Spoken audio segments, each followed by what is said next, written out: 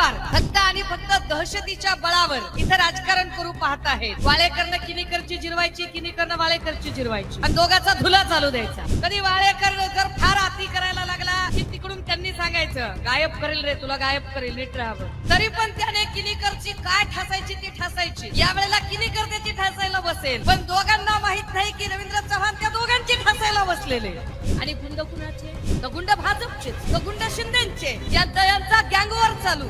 जे लोकसभा आणि विधानसभेला एकत्र ज्या गळा माझ्या गळा कुंकू मोत्याच्या माळा म्हणून एकमेकांच्यासाठी मतं मागत होते, ते आता एकमेकांच्या उरावर बसून एकमेकांच्यासाठी तुला मी आधी पुरतो का मी तुला पुरतो अशा पद्धतीनं एकमेकांना बर्बाद करण्याची चर्चा करताय. फडणवीस तर बिचारे सतत सतत सतत एका न्यूनगंडाने ग्रासलेले आहेत. त्यांचा अख्खा वेळ त्यांची खुर्ची वाचवण्यात जातोय, संगीत खुर्ची सारखं. की जरा उठलो तर तावडे बसेल का, पाठव त्याला दिल्लीला. पण राम शिंदेचं नाव आलं की गप बसा. राम शिंदे त्यांचा ब्ल्यू आय बॉय. आणि ह्या सगळ्यांच्या मध्ये अब नंबर एक ना तेरा है. एक जण म्हणतोय मी लंका जाळून टाकेल, दुसरा म्हणतो मी लंकेत राहतच नाही. तर किनीकर असेल, वाळेकर असेल, काय बोलायला ऐका जरा, असे जे काही असतील मध्ये आधे सगळे, ज्यांना मधून मधून असं राग येत असेल, ज्यांच्या भावना कोवळ्या कचकचित भावना दुखावल्या गेल्या असतील, यापैकी एकाचीही माफी मी अजिबात मागणार नाही. मी माझ्या म्हणण्यावर ठाम आहे आणि ठामपणे मानते. दादा हो, मी आपल्या समोर अनेक वेळा आली आहे आणि पुन्हा एकदा आपल्या समोर वोट अपील करण्यासाठी उभी आहे. खर तर हे मतांचं अपील करताना माझ्यासाठी अनेक महत्वाचे प्रश्न आहेत, जे मी आत्ता बोलताना बाजूच्या भागातही बोलून आले. की एकीकडे काल संविधान दिवस साजरा झाला, भाजपा सांगते की नाही आम्ही थोडीच संविधानाला काही धक्का लावतोय, पण कशा पद्धतीने रोज संविधानाला नख लावण्याचा प्रयत्न या सगळ्यांकडून होतोय ते आपण रोज बघत आहोत. या सगळ्या परिस्थितीमध्ये शिवसेना उद्धव बाळासाहेब ठाकरे एक पक्ष कमालीचा संयम आणि शिस्तबद्ध नेतृत्व घेऊन आम्ही पुढे वाटचाल करत आहोत. आणि ही वाटचाल करत असताना अंबरनाथ नगर परिषदेमध्ये खर तर 7.5 वर्षांनी निवडणूक आली आहे. 7.5-10 वर्ष इकडे हो, म्हणजे बघा की भाजपा काय सत्तेचा अजस्त्र वापर करू शकते. कारण प्रशासक नेमल्यानंतर जी सगळी जबाबदारी आहे ती भाजपची जबाबदारी आहे. पण मधल्या काळात इथे काय काय घडलं हे मी वेगळं सांगायची गरज नाही. की बाहेर आपल्याला प्रत्येक पोलवर कुणी कमळावर, कुणी अजून कशावर विराजित असे त्यांचे फोटो दिसत आहेत. पण ज्या पोलला फोटो लावलाय त्या पोलवर लाईट लागते का हे पहिल्यांदा चेक करा. की ज्या पोलवर त्यांनी फोटो लावलेला आहे किंवा ज्या रस्त्यावर हे पोल लावलेले आहेत त्या रस्त्यांवरतून जो फुफुटा उठत आहे त्याच्यावर साधं डांबर अंथरायचं औदार्य या लोकांनी दाखवलं का? ज्यांनी गद्दारीचं डांबर आपल्या तोंडाला लावून घेतलं त्यांनी रस्त्यावर मात्र अजिबात डांबर अंथरायचं काम केलं नाही. ही सगळी माणसं, जी माणसं वारंवार फक्त आणि फक्त दहशतीच्या बळावर इथं राजकारण करू पाहत आहेत. वाळेकरनं किनीकरची जिरवायची, किनीकरनं वाळेकरची जिरवायची आणि दोघाचा धुला चालू द्यायचा. कधी वाळेकर जर फार आती करायला लागला की तिकडून त्यांनी सांगायचं गायब करेल रे तुला, गायब करेल, नीट राहावं. तरी पण त्याने किनीकरची काय ठासायची ती ठासायची. यावेळेला किनीकर त्याची ठासायला बसेल, पण दोघांना माहित नाही की रवींद्र चव्हाण त्या दोघांची ठासायला बसलेले. हे फार भारी आहे. आता या सगळ्यांच्या मध्ये ते सांगतात की नाही आम्हाला संस्कार कळतात. बघा हा, ह्यांना खरंच हिंदुत्व कळतं का? म्हणजे हिंदुत्व हा खरं तर श्रद्धेचा विषय असला पाहिजे, पण हिंदुत्व यांनी सगळा मार्केटिंगचा फंडा करून टाकला. हिंदुत्व हा यांच्यासाठी एक मार्केटिंग अजेंडा झाला. काल तर कुणाचे तरी हातच थरथरत होते बाबा, मला कमालच वाटली. असे आकाशात म्हणजे हात असा असा असा असा थरकरणं मी समजू शकते. हात असा नागमोडी मैं शायर हूं तू मेरी शायरी असा कसा हात वळवळू शकतो मला कमाल वाटली. म्हणजे जे हात मणिपूरच्या माय मावल्यांच्या अंगावरचं वस्त्रहरण होत होतं आणि त्यांची धिंड काढली जात होती तेव्हा जे हात थरथरले नाही, जे हात बिल्किस बानोच्या बलात्काऱ्यांची मिरवणूक काढताना आणि त्यांना पेढा भरवताना जे हात अजिबात थरथरले नाही, जे हात इथल्या चिमुरडीवर अत्याचार करणारे लोक किंवा इथल्या तरुणाईला ड्रग्सच्या नादी लावून इथली सगळी तरुणाई उद्ध्वस्त करणाऱ्या ड्रग्स तस्करांना प्रवेश देताना जे हात अजिबात थरथरले नाही, ज्या साधू पालघर साधू हत्याकांडाचा विषय करून यांनी अक्षरशः थैथयाट केला होता, त्या पालघर साधू हत्याकांडामधल्या काशीनाथ चौधरीला प्रवेश देताना ज्यांचे हात अजिबात थरथरले नाही, त्यांचे हात काल असे असे असे असे असे नागिन स्टाईल मध्ये कसे काय हालत होते मला कळलं नाही. म्हणतात ना, सरावल्या हातांनाही कंप का सुटावा, उघडदार देवा आता उघडदार देवा. काय माणसं आहे ते, म्हणजे किती नौटंकी करू शकतात, किती नाटकं करू शकतात. खर तर धर्म ही जगण्याची गोष्ट आहे, धर्म ही आचरणात आणण्याची गोष्ट आहे. पण धर्म हे राजकारणाचं प्रोडक्ट म्हणून जी भाजपा वापरते, ज्या भाजपाकडे शुचिता नावाची गोष्ट नाही, तत्वनिष्ठता नावाची गोष्ट नाही, जी तत्वनिष्ठता लोकनेते मुंडे साहेब किंवा लोकनेते प्रमोद महाजन किंवा अटलजींच्या काळात होती, ती तत्वनिष्ठता ज्या भाजपाने केव्हाच विकून खाल्ली. ज्या भाजपाचा नेता इथं मुख्यमंत्रीपदी बसतो, पण इथल्या नगरांमधून ज्या लोकांच्या नेमक्या गरजा आहेत त्या गरजा पूर्ण होऊ शकत नाहीत, या लोकांचे नेमके प्रश्न काय आहेत ते त्या नेत्याला कळत नाही. इथल्या लोकांच्यासाठी सगळ्यात मोठी अंबरनाथची आज घडीला गरज काय असेल तर ती म्हणजे आरोग्य, शिक्षण, रस्ते ही तर गरज आहेच आहे, पण त्याही पेक्षा जास्त मोठी गरज काय आहे तर इथल्या गुंडागर्दीपासून अंबरनाथकरांना वाचवणं गरजेचं आहे. एक भयमुक्त निर्भय वातावरण इथं देणं गरजेचं आहे. आणि गुंड कुणाचे तर गुंड भाजपचेच, गुंड कुणाचे तर गुंड शिंदेचे, यांचा गँगवर चालू. जे लोकसभा आणि विधानसभेला एकत्र तुझ्या गळा माझ्या गळा गुंफू मोत्याच्या माळा म्हणून एकमेकांच्यासाठी मत मागत होते, ते आता एकमेकांच्या उरावर बसून एकमेकांच्यासाठी तुला मी आधी पुरतो का मी तुला पुरतो अशा पद्धतीने एकमेकांना बर्बाद करण्याची भाषा करतायत. बरं, ही बर्बादी कुणासाठी? ही बर्बादी लोकांसाठी आहे का? ही बर्बादी लोकांच्या प्रश्नावर आहे का? हे लोकांच्यासाठी बोलू शकतात का? हे लोकांचे प्रश्न मांडतायत का? तर हे लोकांचे प्रश्न मांडत नाहीत. अंबरनाथच्या जनतेचा पाण्याचा प्रश्न यावर ते बोलत नाहीत. अंबरनाथच्या लोकांना इथं उपजिल्हा पातळीचं रुग्णालय, त्या रुग्णालयामधनं खरंच सगळ्या प्रकारच्या सुविधा मिळू शकतायत का? इथे असणारी मशीन, ईसीजीची मशीन असेल, एक्सरेची मशीन असेल, एमआरआयची मशीन असेल, या मशीन चालवणारे टेक्निशियन उपलब्ध आहेत का? या मशीन जर नसतील तर कट प्रॅक्टिसच्या नावाखाली खाजगी दवाखान्यांमधून जी अंबरनाथकरांची लूट चालू आहे त्या लुटीबद्दल हे बोलतात का? तर अजिबात बोलत नाहीत. इथल्या लोकांना जो रस्त्यांचा प्रश्न भेडसावतो त्याच्याबद्दल हे बोलतात का? अजिबात बोलत नाहीत. इथल्या एसआरए किंवा अनेक अशा जागा आहेत की ज्या जागांमध्ये अक्षरशः बिल्डरने विळखा घातलेला आहे. बिल्डरच्या पाशात अंबरनाथकरांचा श्वास घुसमटत चाललाय. सगळीकडून लोढा नावाचा अजस्त्र अजगर सगळ्यांना विळखा घालून बसलेला आहे. याच्या विरोधात हे बोलतात का? अजिबात बोलत नाहीत. ते बोलतात कुणाबद्दल? बघा, ज्यांना खरंच लोकांच्यासाठी काम करायचं असेल ते लोकाभिमुख प्रश्नाबद्दल बोलतील, पण ना शिंदे लोकाभिमुख प्रश्नाबद्दल बोलतात, ना फडणवीस लोकाभिमुख प्रश्नाबद्दल बोलतात. फडणवीस तर बिचारे सतत सतत सतत एका न्यूनगंडाने ग्रासलेले आहेत. म्हणजे अडचण काय आहे की आपले प्रश्न आपण मांडायचे कुणाकडे? तर फडणवीसांना वेळ नाही. त्यांचा अख्खा वेळ त्यांची खुर्ची वाचवण्यात जातोय. सतत ते भयग्रस्त असतात की माझ्या खुर्चीवर कोण बसेल. संगीत खुर्ची सारखं, मी जरा उठलो तर तावडे बसेल का? पाठव त्याला दिल्लीला. मी जरा उठलो तर लगेच पंकजा मुंडे बसेल का? आवाज बंद करून टाका. मी जरा उठलो तर चंद्रकांत पाटील, लगेच चंद्रकांत पाटलांच्या मागे निलेश घायवळ बिवळ सगळं शुक्ल कष्ट लावून टाका. पण राम शिंदेचं नाव आलं की गप बसा, मग चौकशी पुढे नको. राम शिंदे त्यांचा ब्ल्यू आय बॉय आहे. काय पद्धतीचं राजकारण करतात. मुरलीधर मोहोळचं जरा कौतुक होतंय का? लगेच त्याच्या मागे लागला. जो कोणी मुख्यमंत्री पद आणि ह्या सगळ्यांच्या मध्ये अब नंबर एक ना तेरा है.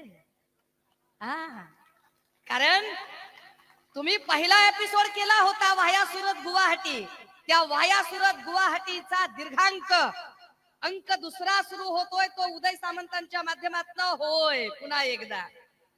बरं, इकडे हे भयग्रस्त आहेत की आपली मुख्यमंत्री पदाची खुर्ची वाचेल का, त्यामुळे ते वेगवेगळे पक्ष फोडत आहेत.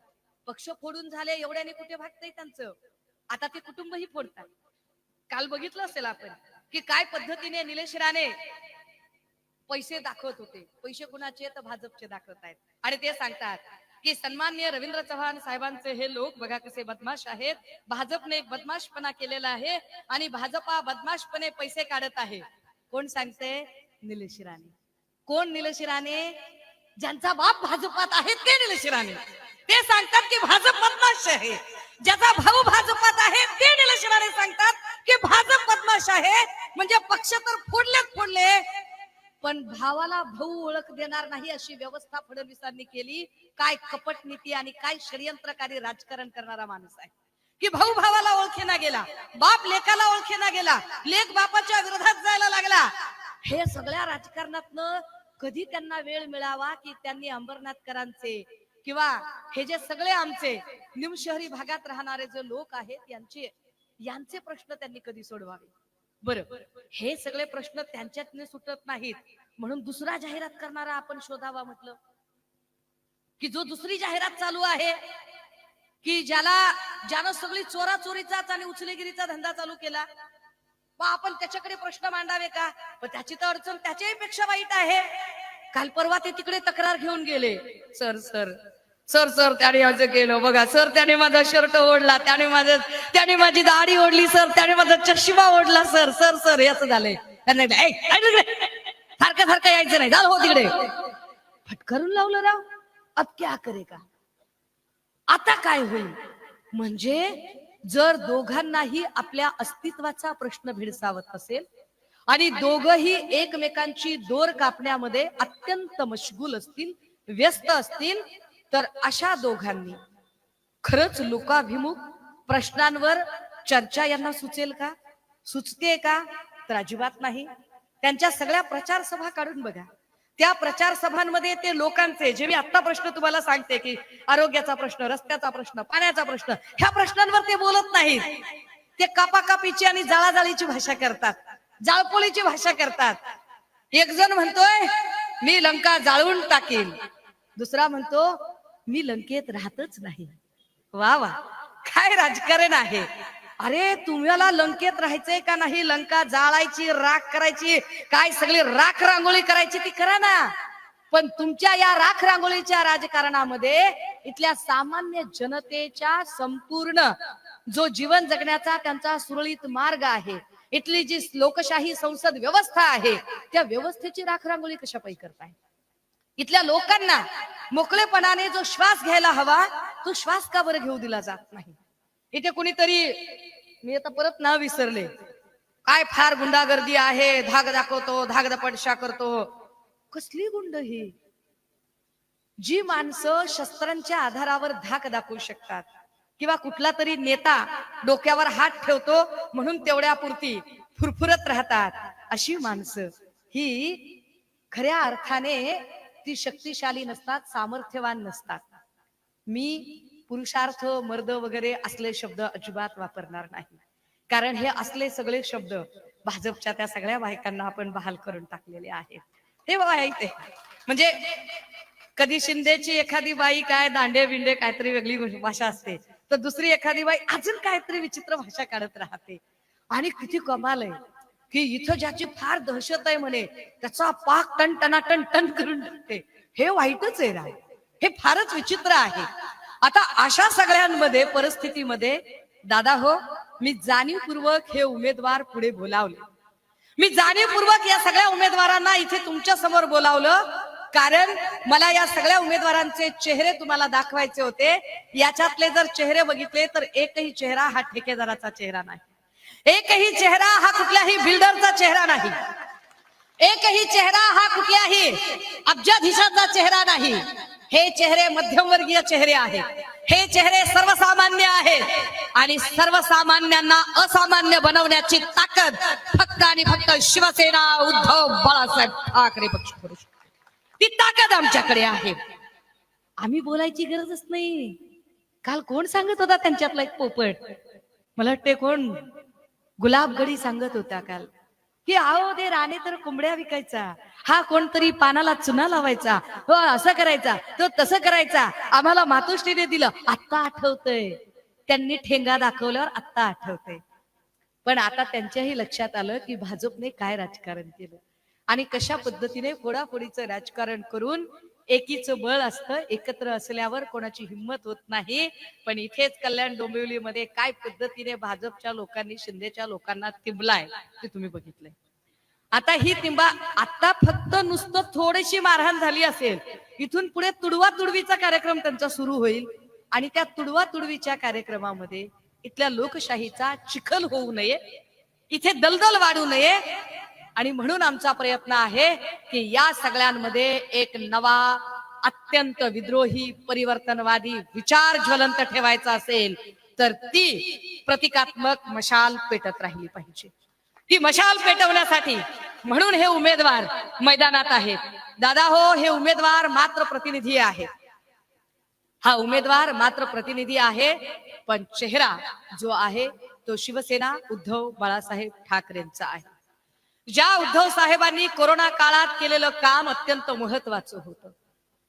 महाराष्ट्रातला किंबहुना भारतातला सर्वाधिक लोकसंख्येची घनता असणारा प्रदेश कुठला असेल तर तो महाराष्ट्रातला मुंबई प्रदेश आहे. हा आशिया खंडातली सर्वाधिक लोकसंख्येची घनता ही मुंबई प्रदेश आणि मुंबई प्रदेशमध्ये विशेषतः धारावी वगैरे भाग.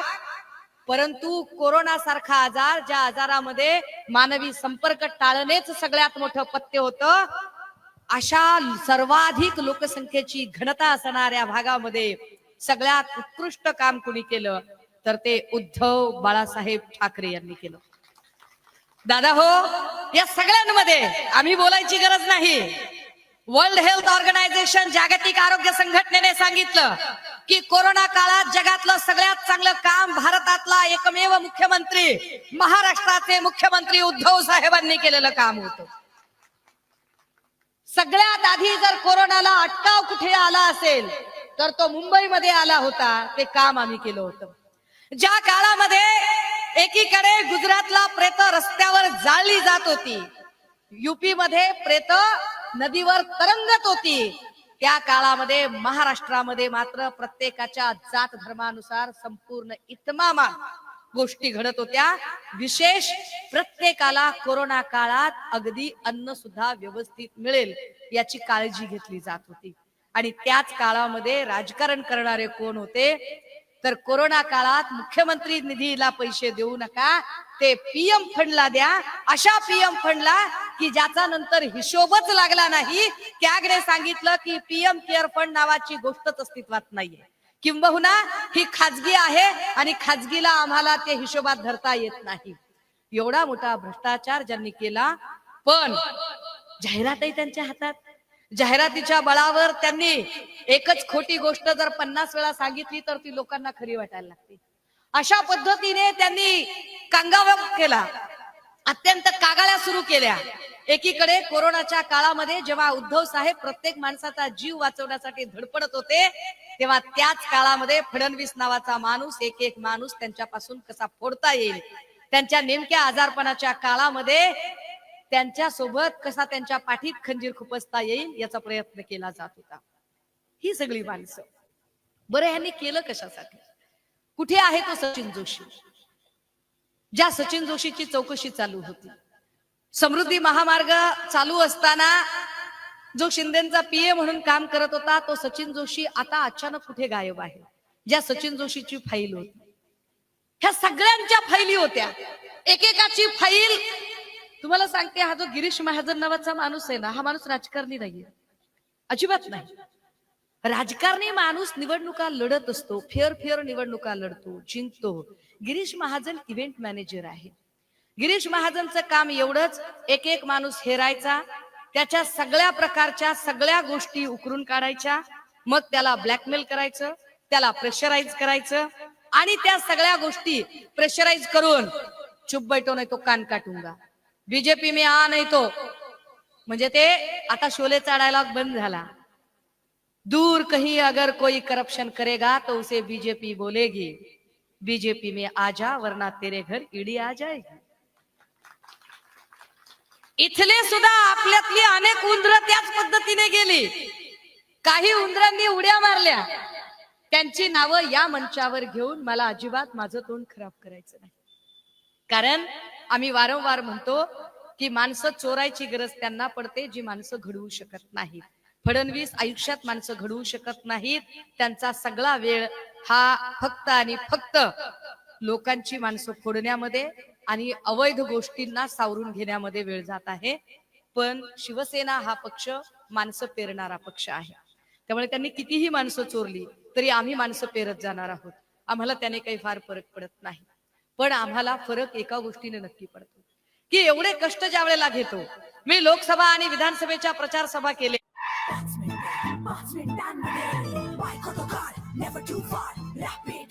होते, त्याच्या आधी मी जामखेड मधली प्रचार सभा आटोपली. मी एका एका गावामधून जेव्हा फिरते आणि लोकांचा तो सगळा उदंड प्रतिसाद बघते आणि लोक सांगतात, ताई काल इथे भाजपच्या माणसाची होती बरं का सभा, ताई त्यांनी कॉलेजची पोरं आणली होती, ताई त्यांनी 4 बस इकडून आणल्या होत्या धरून, ताई त्यांनी तिकडून माणसं भरून आणली होती, ताई त्यांनी 500 रुपये पगारीनं माणसं आणली होती. असं सगळं असताना सुद्धा की एकीकडे आपल्या सभांना जेव्हा प्रचंड उदंड प्रतिसाद मिळतो, पण निवडणुकीच्या नंतर निकाल लागताना काय घोळ होत आहे, निकालात काय होतंय नेमकं. आणि मग आम्हाला प्रश्न पडतो की आता खर तर कोड ऑफ कंडक्ट असताना, आचारसंहितेमध्ये, कुठल्याही प्रचार सभेमध्ये कुठल्याही नेत्याने आपलं भाषण चालू असताना मतदारांना कुठल्याही प्रकारे आर्थिक प्रलोभन दाखवू नये. तो आचारसंहितेचा भंग आहे आणि त्याला नोटीस गेली पाहिजे. पण बिनधास्तपणे ज्या पद्धतीने, कारण पैशाचा माज आहे, मस्ती आहे, ज्या पद्धतीने सांगतायत की आम्ही तुम्हाला निधी देणार आहोत, निवडून यायचं असेल तर बघा, मत द्यायचा विचार करा, कारण निधी आमच्या हातात आहे. तुमच्या हातात आहे म्हणजे तुमच्या बापाचा माल आहे का? लोकांनी भरलेले पैसे आहेत ना, लोकांच्या कराचे पैसे आहेत आणि ते पैसे तुम्ही अशा काही पद्धतीने थाटात सांगता आहात की आम्ही ठरवू. तिकडे दादा पण सांगतात, मला दादांचं तर कौतुक. दादा 2 दिवसापूर्वी म्हणत होते की माझी लोकांना विनंती आहे की तुम्ही एका स्वच्छ चारित्र्याच्या आणि अजिबात घोटाळा न केलेल्या माणसाला निवडून द्या. दादाचं तरी म्हणणं ऐकलं पाहिजे की अजिबात घोटाळा न केलेल्या माणसाला निवडून द्या, असं दादांनी सांगितलेलं आहे, हे नीट समजून घ्या. परंतु भाजपचं जरा वेगळंच आहे की घोटाळा कितीचा केलाय याच्यावर त्यांच्याकडे पट ठरतं. म्हणजे एखादा जर माणूस म्हटला, साहेब काय नाही, माझा 5-25 कोटीचाच होता, याला नगरसेवकाचं देऊन टाकले उमेदवारी म्हणतात ते. साहेब माझा आपला 100-200 कोटीचा होता, याला आमदारकीचं तिकीट दे रे. साहेब माझा 1000 कोटीचा घोटाळा होता, याला स्टेट मिनिस्टर कर. साहेब माझा 5000 कोटीचा घोटाळा होता, याला कॅबिनेट मिनिस्टर कर. साहेब माझा 70,000 कोटीचा होता, याला उपमुख्यमंत्री कर. चल चल चल. ही भाजप आहे, हा भाजपचा विचार आहे, हे तत्वनिष्ठ राजकारण नाही. पण दादा हो, अशा पद्धतीने चोराचोरी किती दिवस करते, अशा पद्धतीने फंडची धमकी किती दिवस देते. चंद्रशेखर बावनकुळेंसारखा माणूस सांगतोय, खरं तर बावनकुळे माफीचे साक्षीदार आहेत. फडणवीसांनी जवळजवळ संपून टाकलं होतं या माणसाचं राजकीय आयुष्य, पण त्यांनी नंतर जुळवून घेतलं, त्यामुळे कसे तरी तरले. नाहीतर गडकरी तावडे याच्यानंतर बावनकुळेचीच वाट होती.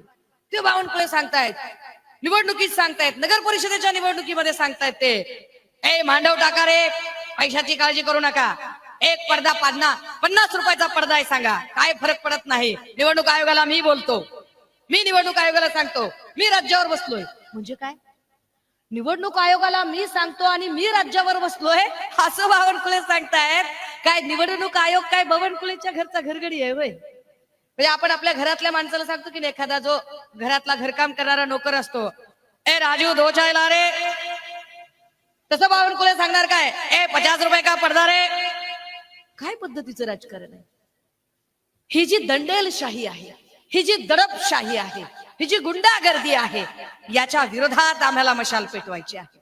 आम्ही का मशाल पेटवू इच्छितो? कारण ही दडपशाही आणि दंडेलशाही ही लोकशाहीला पूरक नाही. लोकशाही व्यवस्थेचा ज्या लोकांनी खेळ मांडलेला आहे, मतदार याद्या अजिबात अपडेट केलेल्या नाहीयेत, अनेक ठिकाणी दुबार मतदार याद्यांचा घोळ घालून ठेवलेला आहे.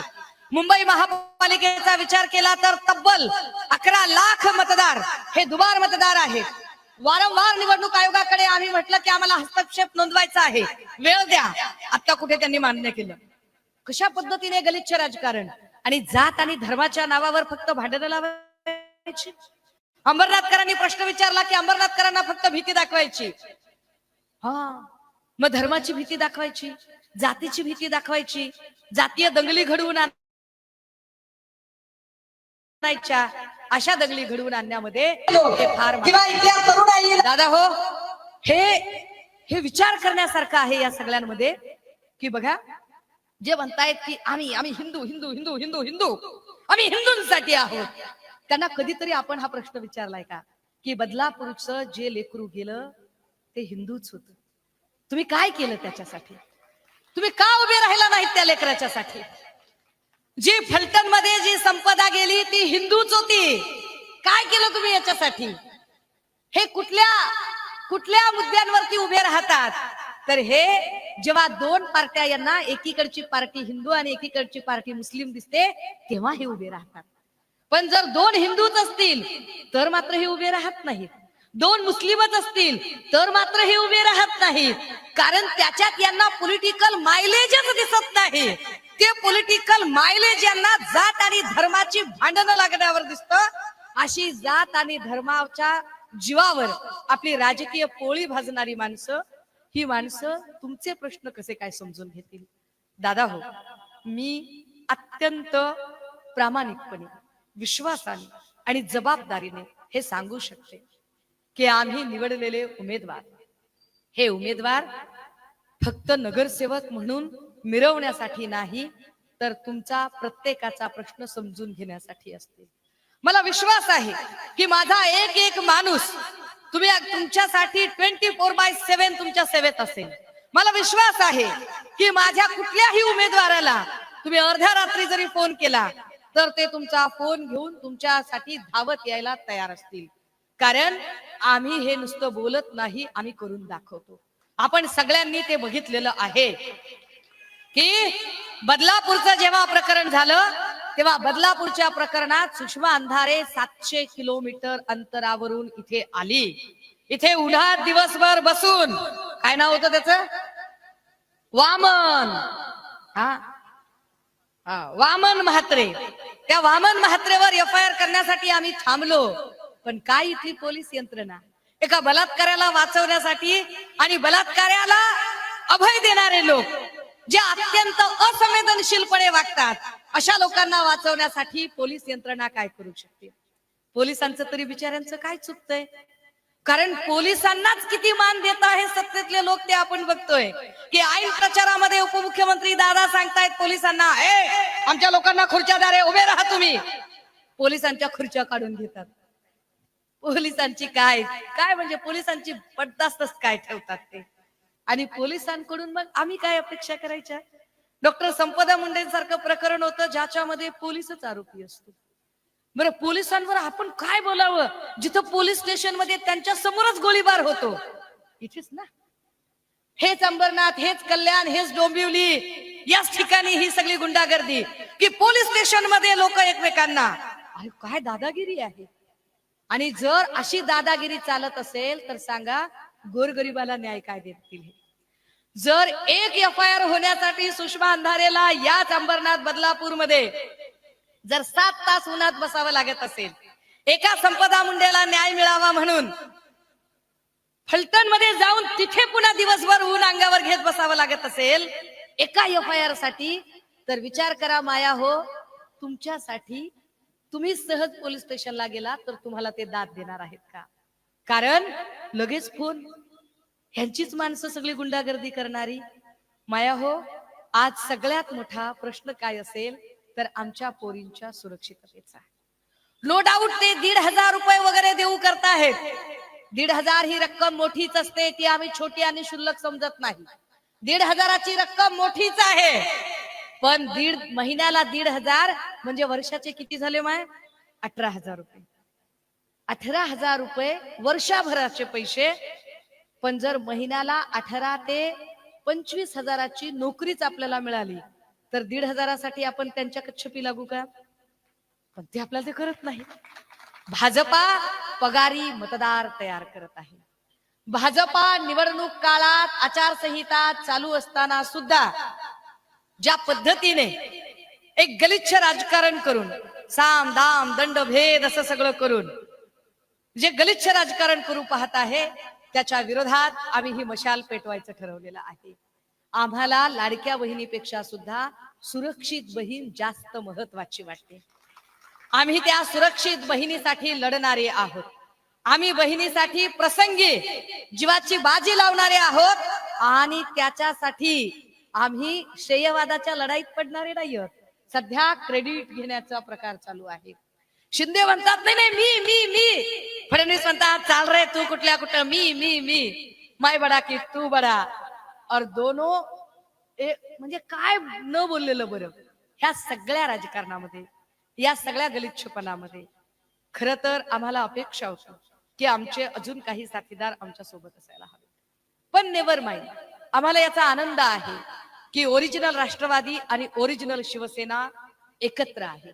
आणि त्याही पेक्षा आम्हाला या गोष्टीचा अजून आनंद आहे की वंदनीय बाळासाहेबांनी जे स्वप्न पाहिले की माझा उजवा डावा हात हा माझ्या सोबत असला पाहिजे, तो उजवा डावा हात म्हणून दोन भावांचं एकीकरण असणं आणि त्या दोन भावांनी एकत्रित येऊन ती ताकद या निवडणुकीमध्ये एकत्रितपणे प्रदर्शित करणं ही फार मोठी गोष्ट आहे.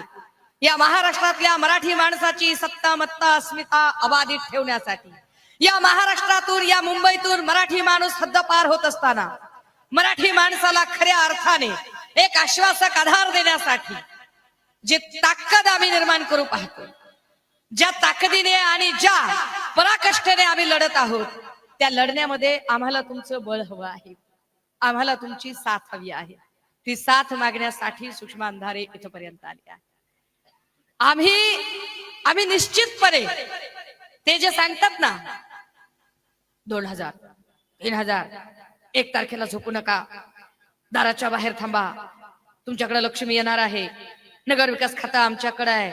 अरे तुझं नगर विकास खातं काय फक्त निवडणुकीत पैसे वाटण्यापुरतच आहे का काय? नगर विकास खातं नगराचे प्रश्न सोडवण्यासाठी आहे का नाही?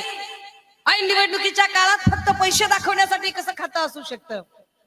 आम्ही कदाचित आपल्याला, कारण आम्हाला वाटतं की तुम्ही न विकणारे लोक आहात, तुम्ही विकणारे लोक नाही.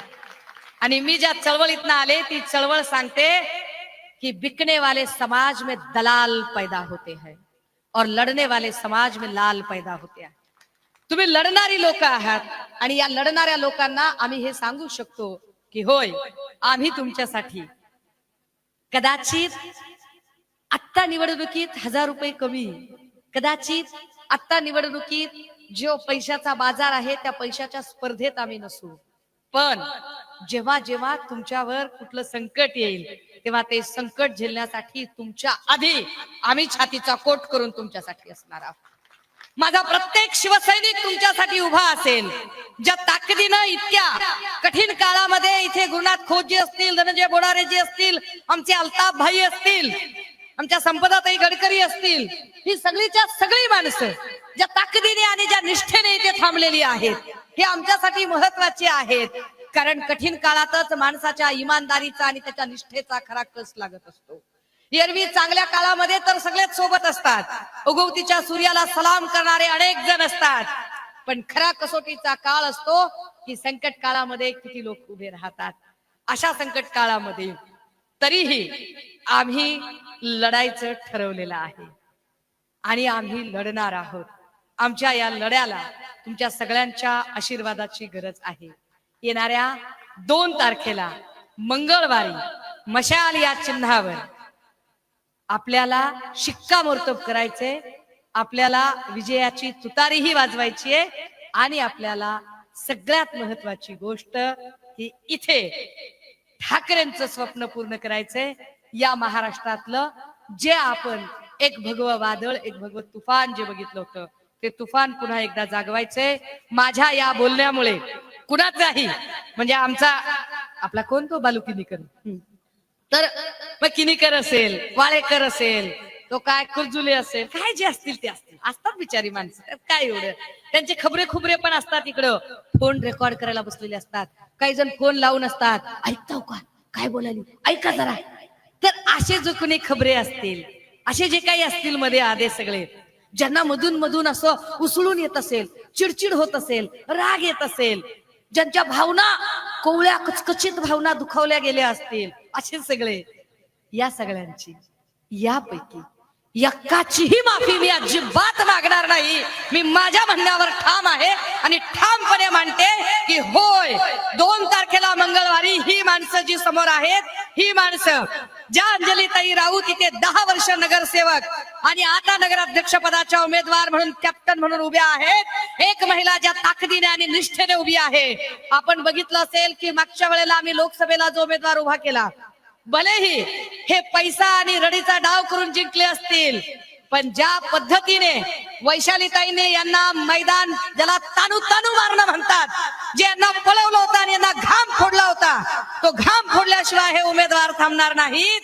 फक्त आता लक्षात काय ठेवायचंय, आपली निशाणी, आपली निशाणी अय मागचे, आपली निशाणी मशाल पेटली पाहिजे.